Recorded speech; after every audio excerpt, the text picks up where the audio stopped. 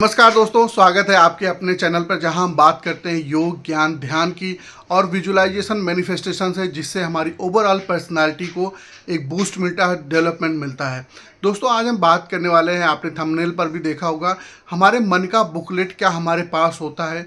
दोस्तों, आज हम जो भी सामान खरीदते हैं उसके साथ हमको एक बुकलेट मिलता है, जिससे हम उस प्रोडक्ट को, उस सर्विस को यूज करने के बारे में इंस्ट्रक्शन होते हैं कि आप उसमें क्या कैसे यूज कर सकते हैं, उसके क्या फीचर हैं, उसके क्या बेनिफिट होते हैं और आप उसको कब यूज नहीं कर सकते, उसमें कब खराबी आ जाए तो आपको क्या प्रिकॉशन लेना चाहिए। लेकिन दोस्तों, क्या आपको पता है कि हमारा मन भी एक ऐसी चीज़ है जिसको हम अगर कायदे से यूज करना समझ जाएं, उसके बारे में कुछ चीज़ें अगर हम समझ जाएं तो हम उसको इफ़ेक्टिवली यूज कर सकते हैं और उसके पास इतनी पोटेंशियल है कि जो आपकी हर इच्छा, आपकी हर मनोकामना को वो पूरी कर सकता है। तो आइए आज हम इस वीडियो में डिस्कस करते हैं और आखिरी तक बने रहिएगा। आखिरी में हम एक ऐसे टिप्स के बारे में बात करेंगे जो आपको बहुत बेनिफिट देगा। दोस्तों, अगर आप इस चैनल पर नए हैं, पहली बार इस चैनल पर हैं, तो इस चैनल को सब्सक्राइब करना ना भूलें। आपका एक सब्सक्राइब करना हमको मोटिवेशन देता है, हमको इंस्पायर करता है कि हम ऐसे वीडियोस और बना पाएँ। तो चलिए शुरुआत करते हैं। दोस्तों, हमने देखा होगा कि बहुत बार हम अपने घर में सुनते हैं, अपने आस पड़ोस में सुनते हैं, अपने बड़ों से सुनते हैं कि अपने मन को काबू में करो, अपने मन को नियंत्रण में करो, कोई भी काम करो तो मन लगा कर करो।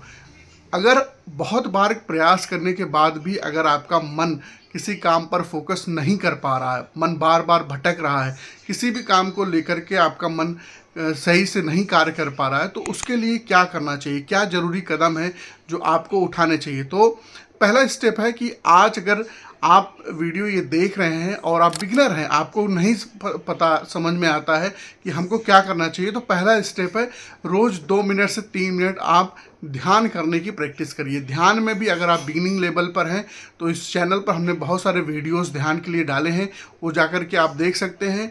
अदरवाइज़ आप केवल अपनी सांसों को माइंडफुल तरीके से देखना चालू करिए।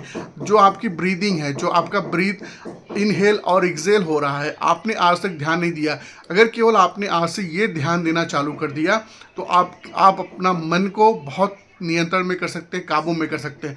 दोस्तों, भगवत गीता में भी श्री कृष्ण जी ने बोला है कि हमको मन पर नियंत्रण करना चाहिए, मन को काबू में करना चाहिए। आपके 70 से 80% काम आसानी से बनने लगेंगे, आपका निर्णय सटीक होने लगेगा, आपका गोल क्लियर हो जाएगा, आप अपने गोल के लिए कंसिस्टेंट और कमिटमेंट के साथ आगे बढ़ने लगेंगे। दोस्तों, ये बात की बातें हैं। पहला तो हमारा मन नियंत्रण में होना चाहिए और कई बार ऐसा होता है कि हम अपने मन की चाबी को दूसरों के हाथ में दे देते हैं।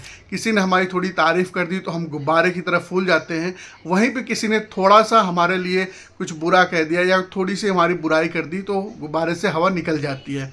तो आप अपने मन की चाबी को, आप अपने खुशी की चाबी को अपने हाथ में रखेंगे। इससे दोस्तों होता क्या है, आप अपनी चाबी को दूसरों के हाथ में देते हैं तो 70 to 80% आपका मन डिस्टर्ब रहता है। दोस्तों, इस टॉपिक पर बहुत सारी यूनिवर्सिटीज़ का फॉरेन में रिसर्च हुआ है कि जब तक हम अपने मन को नियंत्रित नहीं करेंगे तब तक हम किसी गोल को 100% अचीव नहीं कर सकते। और अगर हम अपने मन को नियंत्रण में कर लेते हैं तो हम बहुत सारे गोल जो हमारे 70 से 80% टाइम को बचा सकते हैं। इसके बारे में बहुत सारे वीडियोस आपको मिल जाएंगे, बहुत सारे स्क्रिप्चर्स हमारे ऑलरेडी ऋषि मुनियों ने बता करके रखा है। तो आज मैं सिंपल स्टेप आपको बताता हूँ। पहला स्टेप है आप चीज़ों को माइंडफुल तरीके से करना चालू करिए। माइंडफुल तरीका का मतलब ये होता है, सिंपल सी बात, एक समय में एक टास्क। आज हमारा मल्टीटास्किंग है, हम खाना भी खा रहे होते हैं, मोबाइल भी चला रहे होते हैं, लैपटॉप पर भी कुछ मेल कर रहे होते हैं। तो आप माइंडफुल तरीके में, अगर आप खाना खा रहे हैं तो खाने पे ध्यान दीजिए, आप कोई एक काम कर रहे हैं तो उस पर फोकस करते हैं, तो हमारा माइंडफुल तरीका होता है। दूसरा, हम थोड़ा सा अपने जीवन में 5 से 7 मिनट आप योग ध्यान को दीजिए। पहला है योग। योग से क्या होता है, हमारे शरीर, श्वास, मन, बुद्धि में एक बैलेंस बनने लगता है। तो हमारे शरीर, श्वास, मन, बुद्धि में जब एक रिदम बनेगा, बैलेंस बनेगा, तो चीज़ें ऑटोमेटिक होने लगती हैं। जैसे हमारे बाहर के ऋतुओं में है, गर्मी के बाद बारिश आएगी, फिर ठंडी आएगी, ऐसे हमारे बाहर के ऋतुओं में भी एक बैलेंस होता है। हमारे जीवन में भी ऐसे एक बैलेंस आ जाएगा जब एक रिदम में हम लोग काम करने लगते हैं। तो दूसरा तरीका है कि हम अपने आप को समय दें। योग करने में समय दे सकते हैं, ध्यान करने में दे सकते हैं, प्राणायाम करते हैं तो हमारी एनर्जी का लेवल बढ़ सकता है। दोस्तों, इससे रिलेटेड वीडियो आपको इस चैनल पर मिल जाएंगे और इस चैनल को आप सपोर्ट करिए, सब्सक्राइब करिए। आने वाले समय में हम और इम्पॉर्टेंट और अच्छी वीडियोज़ लाने का प्रयास करेंगे। बहुत बहुत धन्यवाद।